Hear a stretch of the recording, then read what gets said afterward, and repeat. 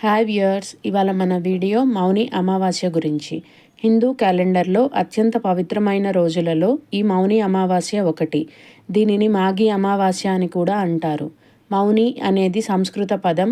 మౌను నుండి మౌని అనే పదం వచ్చింది.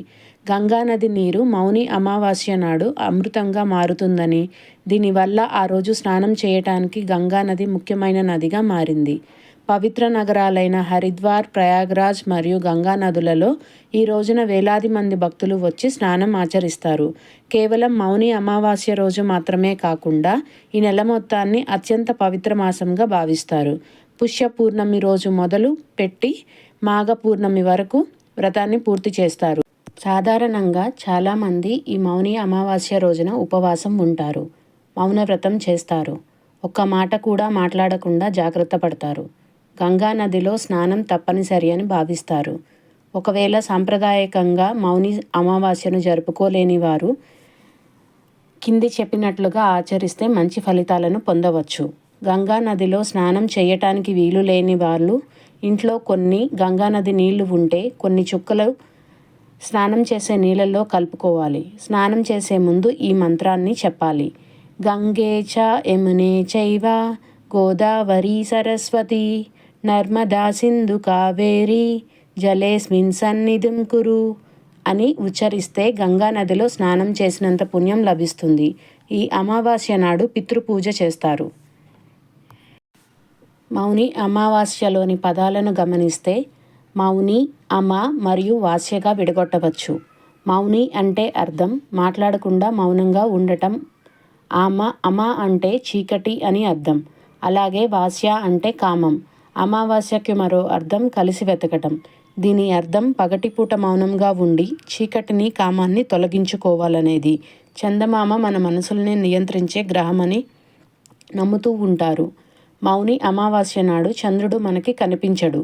ఈరోజు మాట్లాడే మాటలు, తీసుకునే నిర్ణయాలు మంచి ఫలితాలను కలిగించవు అని అంటుంటారు. శ్రీకృష్ణుడు భగవద్గీతలో చెప్పినట్టు మన మనసే మనకి గొప్ప స్నేహితుడు. అందుకని దానిని సరిగా శిక్షణిస్తే నియంత్రణలో ఉంటుంది. దానికి మీ మీద నియంత్రణనిస్తే అదే గొప్ప శత్రువుగా మారవచ్చు.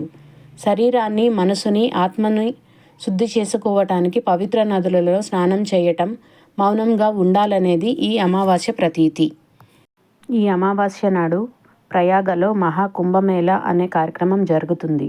మహాకుంభమేళా అంటే రాక్షసులపై దేవతలు సాధించిన విజయానికి ప్రతీక. ఈ కుంభమేళా సమయంలో ప్రయాగ్లో అమృత స్నాన్ లేదా షాహీ స్నాన్ లేదా తేనె స్నానాలు అని రకరకాల పేర్లతో ఆచరిస్తారు. ఇది 6 రోజులు జరుగుతుంది. మొదటిది సోమవారం 13 జనవరి 2025 జరుగుతుంది.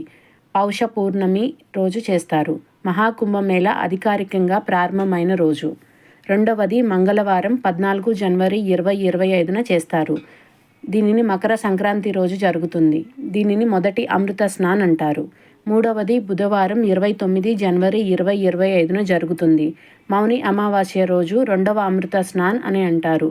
పాపాలను ప్రక్షాళన చేయటానికి అత్యంత పవిత్రమైనదని నమ్ముతారు. నాలుగవది సోమవారం ఫిబ్రవరి 3, 2025 వసంత పంచమి రోజు చేస్తారు. దీనిని మూడవ అమృత స్నాన్ అంటారు. వసంత ఆగమనాన్ని సూచిస్తుంది. ఐదవది బుధవారం ఫిబ్రవరి 12, 2025 చేస్తారు. ఈరోజు ముఖ్యమైన స్నానం రోజు అని అంటారు. ఆరవది బుధవారం 26 ఫిబ్రవరి 2025 మహాశివరాత్రి రోజున ముగుస్తుంది. మహాశివరాత్రి రోజుతో మహాకుంభమేళా ముగుస్తుంది.